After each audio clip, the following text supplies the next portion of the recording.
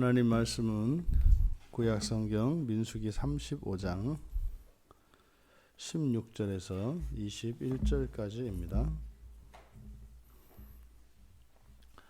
같이 한 목소리로 함께 읽겠습니다.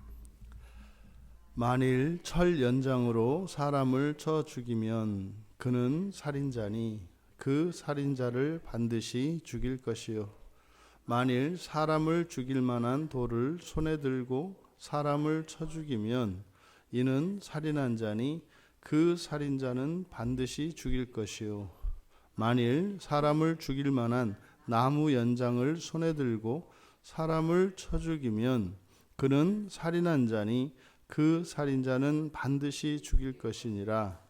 피를 보복하는 자는 그 살인한 자를 자신이 죽일 것이니 그를 만나면 죽일 것이요, 만일 미워하는 까닭에 밀쳐 죽이거나 기회를 엿보아 무엇을 던져 죽이거나 아기를 가지고 손으로 쳐 죽이면 그 친자는 반드시 죽일 것이니 이는 살인하였음이라.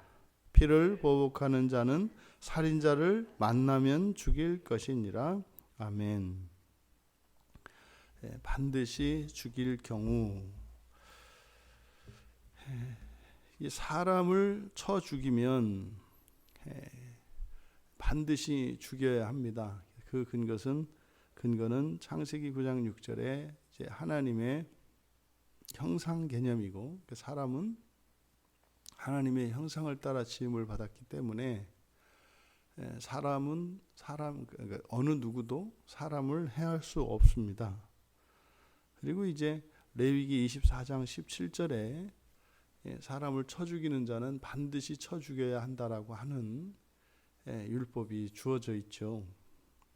그런데 이렇게 반드시 죽여야 하는 그 살인자를 반드시 죽일 것이요, 이것은 그 범인을 죽이는 데 목적이 있는 것이 아니라 결코 어떤 경우에도 사람의 생명을 해하지 못하게 생명을 보호하기 위한 안전 조치인 것입니다. 그래서 성경에서 사형제도는 인정을 하고 있죠. 그런데 그 사형제도라고 하는 것은 생명을 가벼이 여기는 것이 아니라 절대로 어떤 경우에도 타인의 생명을 해하면 안 된다라고 하는 경계인 것입니다. 그래서 살인한 자를 죽여야 한다. 이것은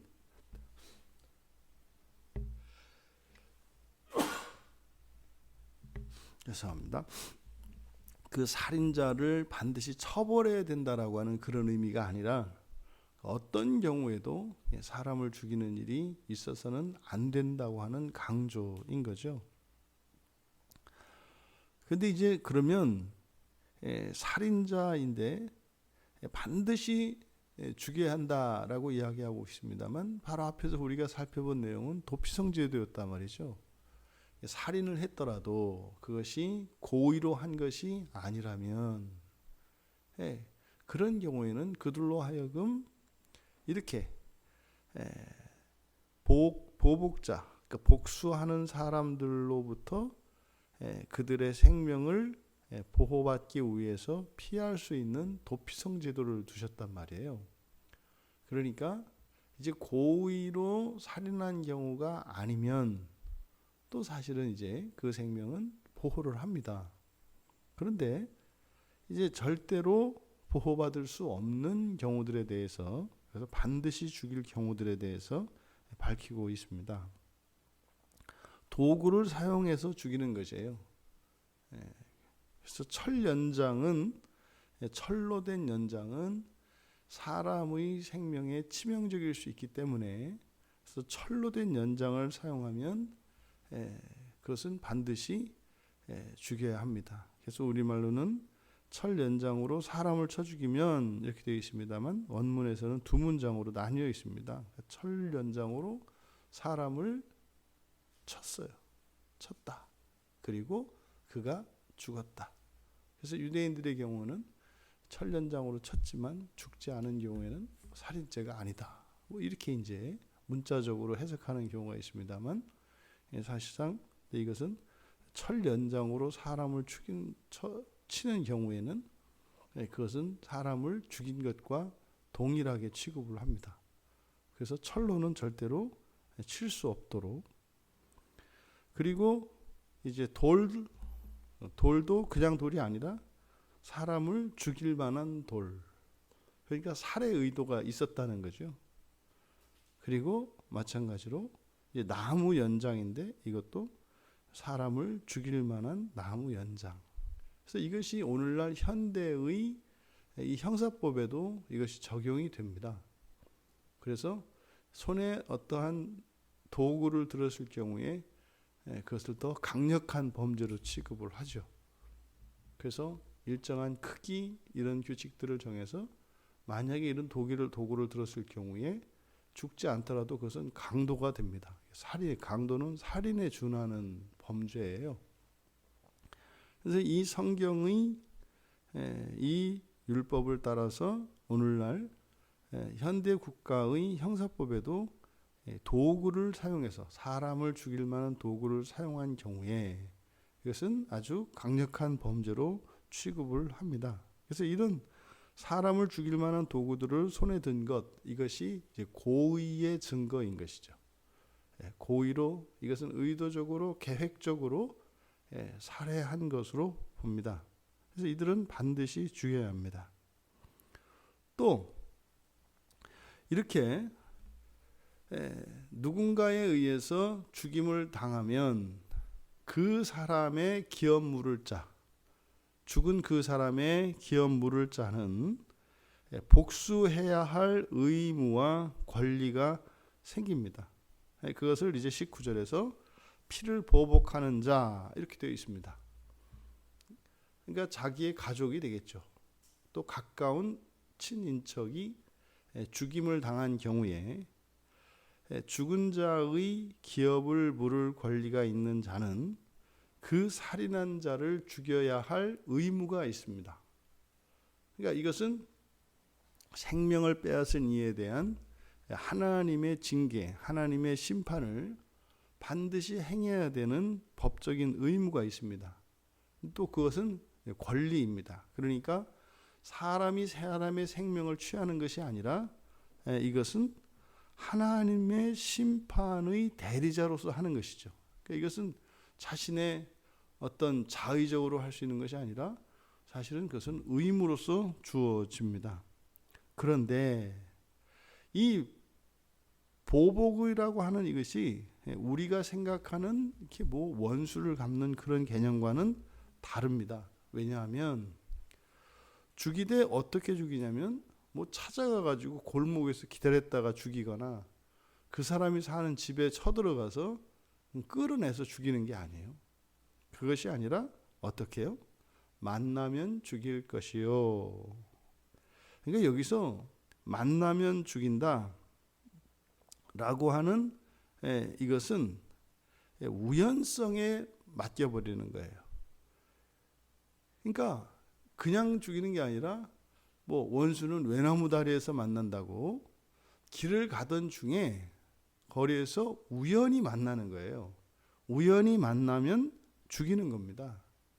그러면 이 우연성이라고 하는 이것은 마치 하나님과 사람의 뜻을, 그러니까 하나님과 사람이 함께 일하는 방식이 제비뽑기 방식이지 않습니까? 그러니까 이 우연성이라고 하는 것은 하나님이 일하시는 방법 중에 한 방법인데 여기에는 사람도 참여하는 거죠. 우연성이라고 하는 것은. 이 사람이 지나가다가 우연히 길에서 만난 경우 그것은 하나님께서 피를 보복하는 자로 하여금 그 살인자를 쳐 죽이도록 하나님께서 허락하신 것으로 보는 겁니다. 그러니까 그날 그 장소에서 그 만난 살인자를 쳐 죽일 수 있게 되는 겁니다. 그리고 또 이렇게 죽이되 자신이 직접 죽여야 합니다. 그러니까 사람을 고용하거나 이러는 것이 아니에요. 그러니까 우연히 만났을 때 죽이는 것이고, 또 하나는 자기가 직접 스스로 죽여야 합니다. 자신이 죽일 것이니. 그러니까 다른 일을 고용해서 할 수가 없어요. 그러면 여러분 생각에 만약에 살인자가 길을 가다가 그 피를 보복할 자를 만났을 때 어떤 일이 일어나겠습니까? 그러면은 그 사람, 자신의 생명을 빼앗으려고 하는 사람에게 순순히 목숨을 내줄까요? 아니면 또 그 사람도 죽이려고 할까요? 우리들의 상식으로는 그냥 그러면은 또 이렇게 죽일 것 같지 않습니까? 이왕 살인한 사람이니 말이죠. 그런데 이 유대 사회에서 이 신본주의적 사고방식을 가지고 있는 사람은 우연히 피를 보복할 자를 만나면 그냥 얼어버리는 거죠. 왜냐하면 사람의 일로 보는 것이 아니라 그것은 하나님의 일로 봐서 스스로 하나님의 그 심판을 받아들이게 되어 있습니다. 오늘날 우리들의 사고방식과는 많이 다르죠. 피를 보복할 자가 뭐 힘도 없고 연약한 사람이고 말이죠. 살인한 사람이 더 장대하고 이런 사람일 경우에 어떻게 그걸 죽일 수가 있겠습니까? 더더군다나 스스로 죽이는데 어떻게 그렇게 할 수가 있겠습니까?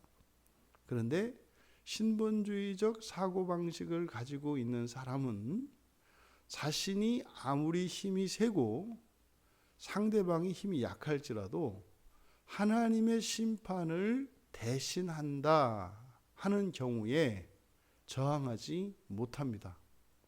왜 그래요? 이것은 영원한 멸망이 있기 때문입니다. 이 세상을 살아가면서 나의 뜻을 꺾고 하나님의 뜻에 절대적으로 순종하지는 못합니다. 하지만 불순종을 한다 할지라도 자신이 불순종하는 것이 하나님 앞에 죄인 것을 알고 두려움을 가지는 것입니다. 왜요? 이 사람에게 반드시 심판이 있을 것이기 때문입니다. 그런데요, 이 사단 마귀는 그것을 잊어버리게 만듭니다. 심판을 잊어버리게 만들어요. 그러니까 영원히 살 것처럼 생각하고 영원히 심판이 일어나지 않을 것이라고 생각을 하게 해서 그저 하나님 앞에서 불순종하며 살아가는 삶에 대하여 스스로 변명을 하거나 오히려 자신이 그럴 수밖에 없는 이런저런 구실과 변명을 들어서 하나님께 항변을 하게 하죠. 옳고 그름 또 그 사정 이것은 의미가 없습니다. 하나님의 말씀에 하나님의 법에 어긋났다면 반드시 그것에 대해서는 하나님의 심판이 있을 것입니다. 지금 여기서 이렇게 만나서 스스로 죽인다라고 할 때 실제 생활에서는 사실상 오늘날 우리들의 사고방식으로는 이해할 수 없는 게 있다. 하지만 이 신본주의적 사고를 가지고 있는 이 사람들에게는 사람의 힘의 논리도 아니고 자신의 주장이 아니라 이 우연성을 통해서 하나님의 섭리를 본다고요.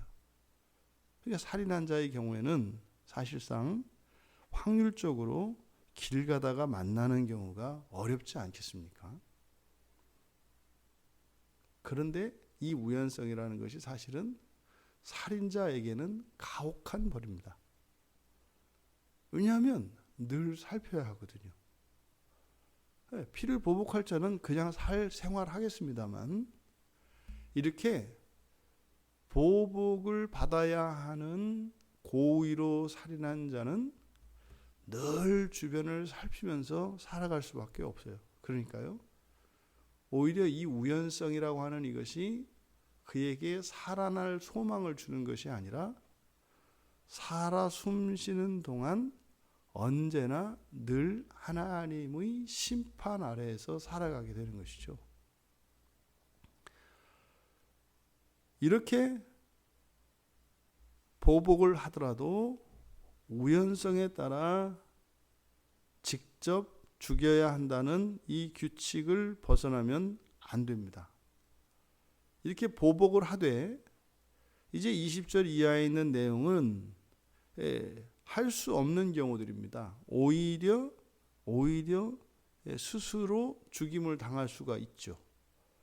그 보복한다는 명분을 가지고 살인자를 이렇게 하나님의 심판이 아니라 인간적으로 죽이는 경우에는 동일한 살인으로 보는 겁니다. 그러니까 이 복수제도, 이 피를 보복하는 이 복수제도라는 것 자체가 사람을 죽여도 된다는 것이 아니라 철저하게 생명을 보호하고 있는 것임을 알 수 있습니다.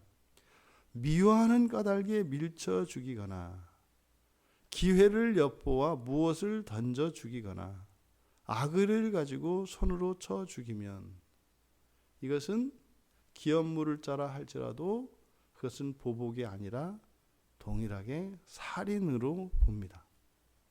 왜요? 이것은 이 미움이 원인이 돼서 죽이는 경우, 이것은 하나님의 벌이 아니죠. 이건 무슨 말입니까?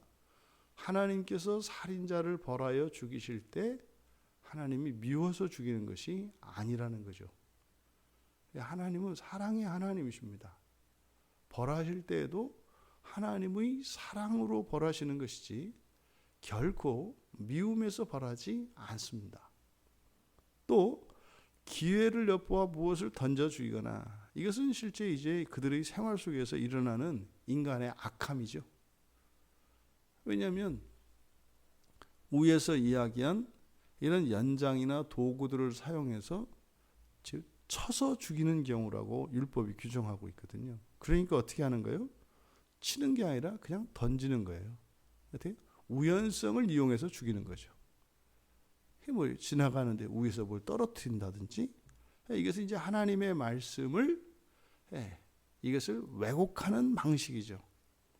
우리 안에 죄를 지을 때 이런 핑계나 구실 명분들을 찾아내는 거죠.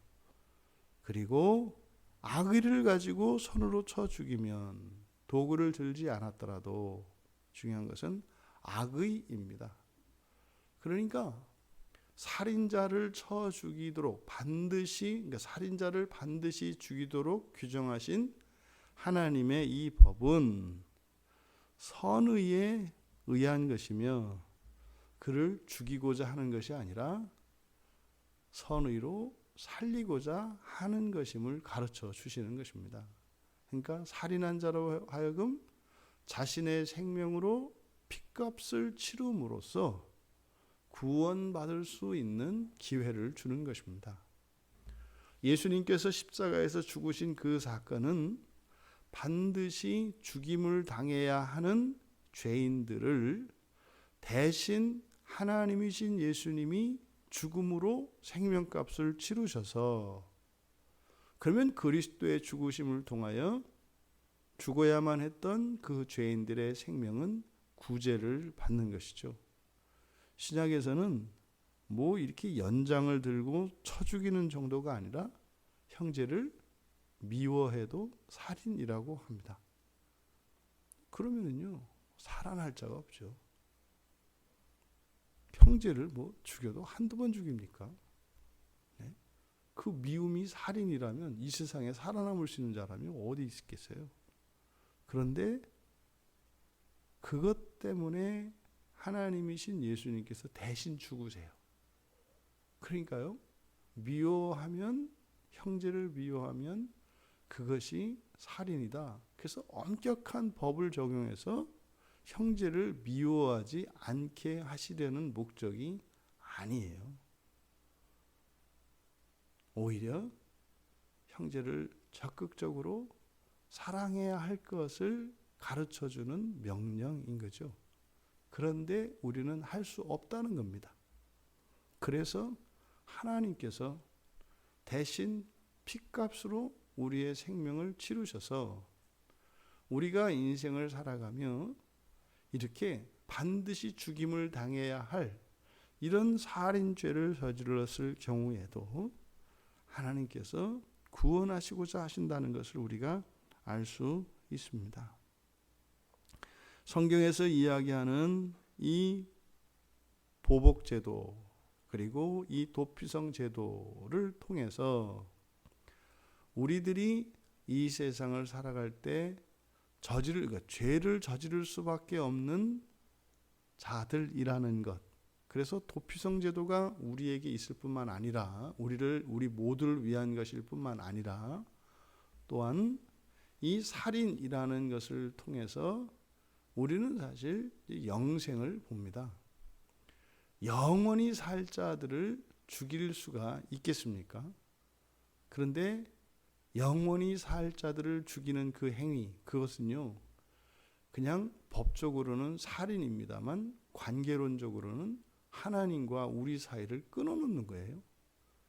사람이 사람을 죽이면 그 사람과 관계를 맺고 있는 모든 사람과의 관계를 끊어버리는 것이죠. 그러니까 이 관계의 단절이라고 하는 것이 얼마나 이것이 큰 죄이며 이것이 하나님 앞에 얼마나 악한 것인가를 보여주시는 것입니다. 사단 마귀가 사람을 꼬드겨서 죄를 짓게 했고 하나님으로부터 멀어지게 했습니다. 그러니 그것이 곧 살인과 다를 바가 없는 것이죠. 하나님을 떠나버린 죄인된 사람들, 하나님 앞에는 마치 어린 자식이 죽임을 당한 것과 다르지 않다는 것을 우리에게 보여줍니다. 그것에 대한 하나님의 아픔은요, 반드시 죽일 것이요 라는 말씀 속에 나타나 있는 것이죠. 우리를 해한 자, 사실상 우리가 죽이기만 하는 것이 아니라 죽임을 당하지 않습니까? 그러니 어느 누구도 우리의 생명을 해하지 못하도록 하나님께서 이런 피해 보복 제도를 통해서 우리들의 생명을 지켜주시는 것이며, 또 한편으로는 우리 안에서 끊임없이 틈을 보고 있는 죄가 역사하지 못하도록 강력한 이 처벌 규정을 통해서 우리로 하여금 죄를 억누를 것을 우리에게 명하고 계십니다. 살인자는 반드시 죽일 것입니다. 여러분, 우리 안에 있는 죄가 바깥으로 드러날 경우 반드시 죽여야 할 것입니다. 우리 스스로 말이죠. 그래서 이렇게 죽임을 당하는, 보복을 하고 보복을 당하는 이런 일이 일어나지 않을 수 있게 되기를 바랍니다. 그래서 사람들 스스로 우리 안에 있는 죄를 먼저 죽인다면, 그러면 우리는 누가 누구를 심판할 것이 아니요 오히려 서로가 서로를 불쌍히 여기며 긍휼히 여기며 서로가 함께 사랑하며 살아갈 수 있게 될 것입니다. 살인자에 대한 이 보복 제도를 통해서 오히려 이 반면에 그 사랑의 법을 발견할 수 있는, 그래서 그 사랑의 관계가 죄로 인하여 단절되지 않도록 우리 안에 있는 죄를 죽이는 그 일에 하나님께 절대적으로 의지하며 도움을 청하며 그렇게 날마다 사랑의 삶을 살아가실 수 있는 우리 모두가 되시기를 주님의 이름으로 축원합니다. 존귀하신 하나님, 반드시 죽임을 당해야 하는 이런 죄를 통하여 영원한 이별의 아픔이 무엇인지 깨닫게 하시고, 또한 죄로 인하여 파괴되어지는 그 관계의 단절이 살인죄를 통하여 저희들에게 어떤 의미인지, 또한 하나님의 마음이 어떠한 것인지 깨닫게 하셨사오니, 하나님, 죄로 인하여 하나님과 저희들의 관계가 멀어지거나 또한 사람과 사람 사이의 관계가 멀어지는 일이 일어나지 않도록 저희들의 내면에서 역사하는 죄를 죽이며 사랑의 삶으로 살아갈 수 있도록 은혜를 내려 주시옵소서. 감사하며 예수님의 이름으로 기도하옵나이다. 아멘.